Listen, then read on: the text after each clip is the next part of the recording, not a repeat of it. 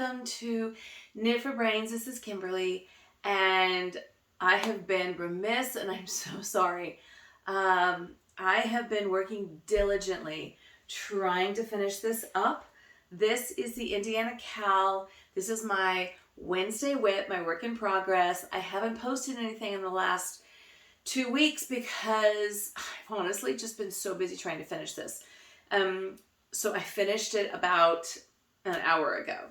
And I am giving this to some friends of mine who live in Buffalo, New York. So it's real cold, and we're actually going to see them this weekend. So I literally needed to finish this today. And I wanted to give you the final product and show you what I've done. Whew, I might go lick my wounds a little bit. I might go sit in a corner in a fetal position for a little while. This was a really big project. I am so proud of this project, but it was a huge commitment. But it is done, my friends. So this is the Indiana Cal by Tinna, and as you can see, it's got the whole mosaic pattern. What I did was I only repeated patterns 1 through 6. And I didn't repeat 7 just because I was so tired. And I actually thought I had run out of yarn, and I didn't repeat the real big pattern. So this was the this star pattern, this guy right here. I only did this once, okay? So I did all of the patterns 1 through 7, and then this was number 8. So I did that, and then I repeated 1 through 7 again. Some of them were a lot easier than the others. Some of them were a little tricky, just for the count. I have to say, if you're going to do this, just watch your count. I'm used to doing a lot of granny squares, and it's near impossible to get the count wrong. But on these, you can get the count wrong. You really have to just make sure that you're really diligent. Make sure that you're starting with your stitch on the side as your setting stitch, and make sure you keep going along. So I'm not going to lie, there's definitely some design elements in here, but I'm okay with that just because some people really reach for perfection, and I do. Most of the time, I really, really, really, truly do. I'm probably the only one that's going to see them, and I'm giving it as a gift, so I'll never have to see it again. Anyways, I'm real proud of this, and I'm real happy overall. What I used was, now here's a funny thing, I had 6 skeins of this. This is the Karen Skinny Cakes. I had 6 skeins of this, and it's quite a large skein, or cake rather. Each cake has 795 yards. So take that and multiply it by 6. I thought this is going to be a magnificent monstrosity of a blanket. It wasn't until I was doing the border and the Brit, aka my husband, was going through the garage and pulling out boxes of yarn that he ended up finding 3 more cakes. But that's okay. It's just gonna go for something else. So this is a weight of 3. This color here is called Turkish Delight. This green here is beautiful. It's called Frosted Mint. And then there was also a blue. And I think I only had 1 skein of that. And you can see it pop up in here, this area right in here. So basically I started from the bottom. Actually, no, I must take that back. There was 2 blues. Otherwise I wouldn't have gotten that. So there was 2 blue skeins, 2 of the Turkish Delight and 2 of the Frosted Mint. And then what I did was, now, Tinna calls for making the border. I did the border. I didn't do the fringe. There is some little bit of a couple of my borders were a little bit off and crooked. So having this this crocheted border actually saved a lot of room. I blocked it first. I did the single crochets on the front, then I blocked it, then I did double crochets along the back, and that seemed to keep it pretty straight. Now Tinna does a pattern which is very similar to, I believe it's this pattern right here. See this? So Tinna does this pattern along the border. Honestly, when I was done with this, I was so afraid that I was going to screw that up that I just chose not to do that. So a lot of people do the fringe along the sides, or they'll do just a plain old solid color border. But being that I have been using the variegated, I thought it would be really interesting to just do the single crochet, but do it with the variegated yarn. So I did it with the blues. I finished up my skein with the blues. And then when that was done, on the back side, I used the Turkish Delight. So that was sort of my transition between the two. And I did 12, no, 2, 4, 6, 8, 10, 12. Yeah, I did actually 14 rows along the top on the single crochets. Then I did 5 double crochets along the back. So the back's a little bit shorter, but Tinna says that she uses double crochets in the back just because it saves time. And I was all about saving time at this point. But what I like is that I use the variegated all the way through. So a lot of people will use maybe the variegated for the contrast color, and then maybe they'll use a solid color for all of the actual design pieces in here, which certainly could have been an option. I just did the variegated all the way through. I ran into some problems occasionally in that sometimes my variegated yarn would run very close to the color of the other yarn that I was using, the contrasting yarn, such as down here, as you can see, and it got really hard to see the design. So that's the only thing that I would caution you if you are going to do the variegated. Just watch, kind of plan ahead, watch what you're doing, and just see if that's going to happen. And I tried to change it, and unfortunately it kind of went screwy. I should have just kind of stuck with the blues and the peach in here. But all in all, honestly, you're probably the only one that's going to see it, or I'm the only one that's going to see it. This is going, as I said, it's going as a gift. They're going to be very happy with it. I did block it, and then I did the back. And what you do with the back is you just do single crochet. Now what she did, what Tinna does, is she has you do a single crochet at the back going up. And so then you join the double crochets along the back, and then you join the single to the front. So you basically join along the top here. Because some of my back rows were a little loosey-goosey, shall we say, I screwed up some of my stitches. What I did was, when I knew that I was transitioning over from the single crochet to the double crochet, then what I did is I just changed up the color to the Turkish Delight, and then I started the double crochet. So it turned out to be one long panel that I just folded over, and then I just stitched down the back side. So either way you do it, you're going to either have to attach the double crochets back here, go up with it, and then stitch them together at the top, which would probably give it a really nice crease, which is the one thing that I'm probably missing here. Otherwise, you just go long and over. And the reason that I didn't do it the way that she had it was because I did have some areas that were a little crooked, and it was going to be hard to find that understitch. So it just was easier for me to do the single crochet, transition into the double crochet, and then just fold it over and then stitch it down along the back side. Whatever you end up doing, I'm very happy with this. This was my first attempt at a mosaic crochet. I absolutely love it because it doesn't look, to me, it doesn't look like crochet. I think crochet can have a very kind of a granny, dated look. I really liked this. I loved this pattern. The gentlemen who are going to be getting this are originally from Arizona, so they love that whole Southwest look.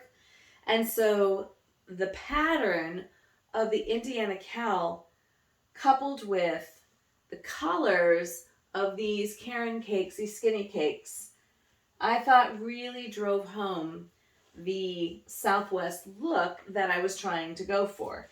And so the ultimate look gave me a nice woven look, so it doesn't look real girly. I think it's great for two men, you know, for pretty much anybody, but it doesn't have that kind of girly crochet-y look. It has really more of a tapestry pattern. I'm all in all, I'm super, super happy with this. It's a little bit different than the mosaic crochet, but one of the cool things about it is that with the mosaic crochet, you can use any color palette that you want.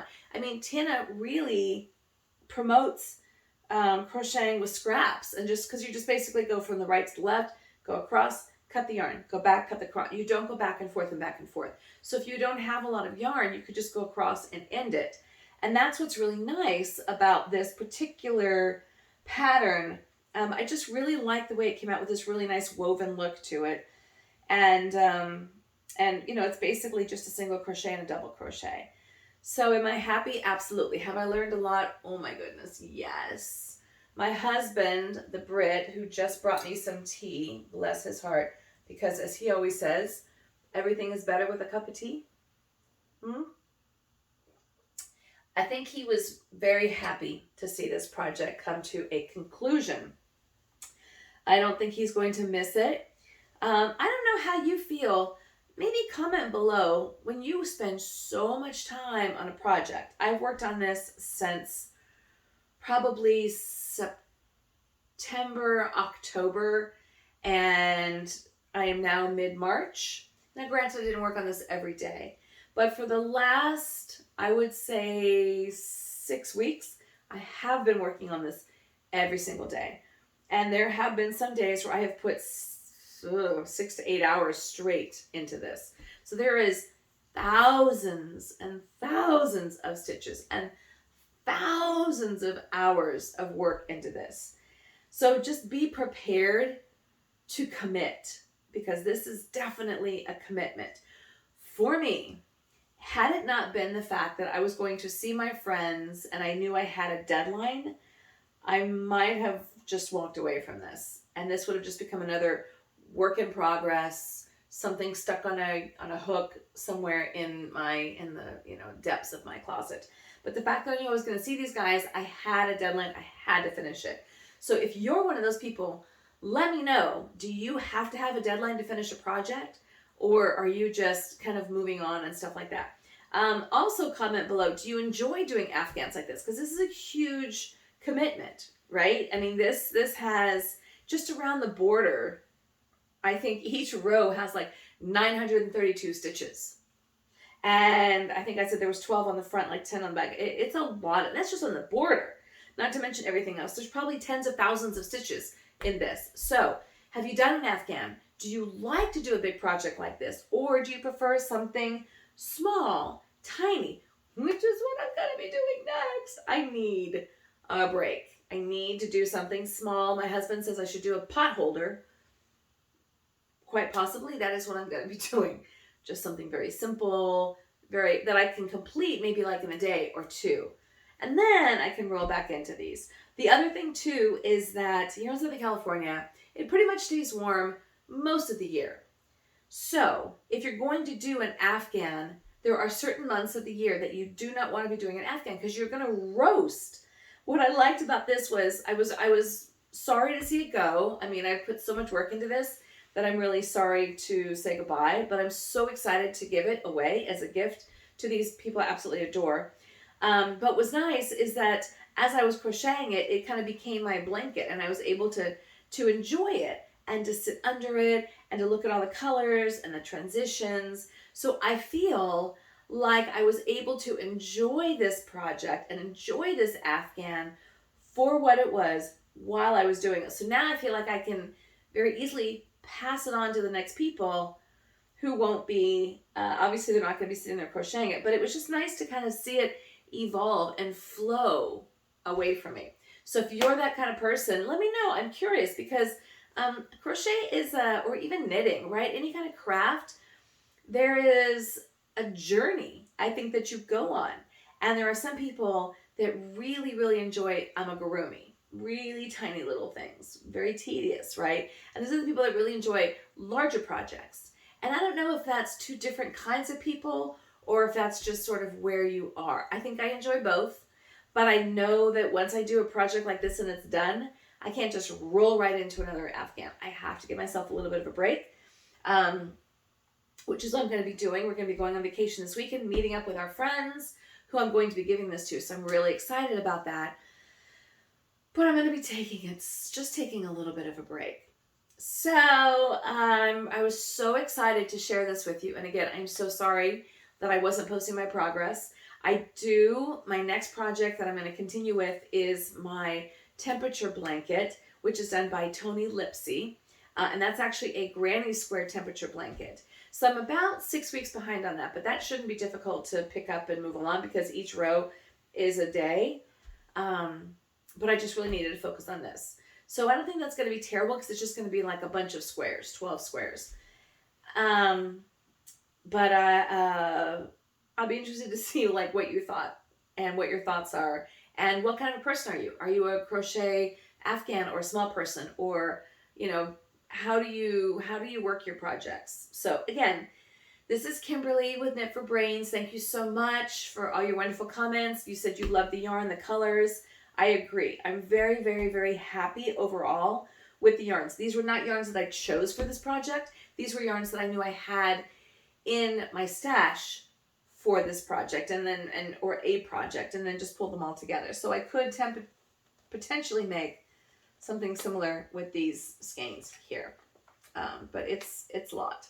So again, this is the Indiana Cal from Tinna, and I will post the pattern below and the link to her pattern.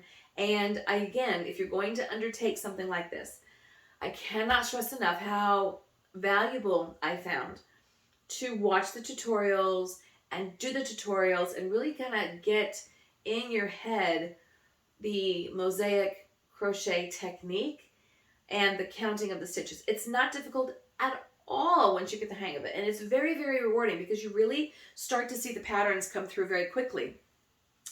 But count is your friend. And if you get off on your count, it can be a real problem. So what you really need to do is just watch her tutorials. She's got one on mosaic crochet. I think she's got another one on the borders. And she's got another one on, I forgot what it is. Something that's like real basic. So do yourselves a favor. Watch those videos. Go along with her. Do it along with her. It will save you hours and hours and hours of frustration and frogging. So, but again, this is my finished work. I'm super excited with it. This is the Afghan, the Indiana Crochet Afghan from Tinna. And this is Kimberly, Knit for Brains. I promise you I'm going to be back on track with more videos coming at you, smaller ones. And if you have any questions or comments, please let me know. Like and subscribe, comment below. I was trying to respond to every comment that comes in. And I'll be with you shortly. Thanks again so much for watching.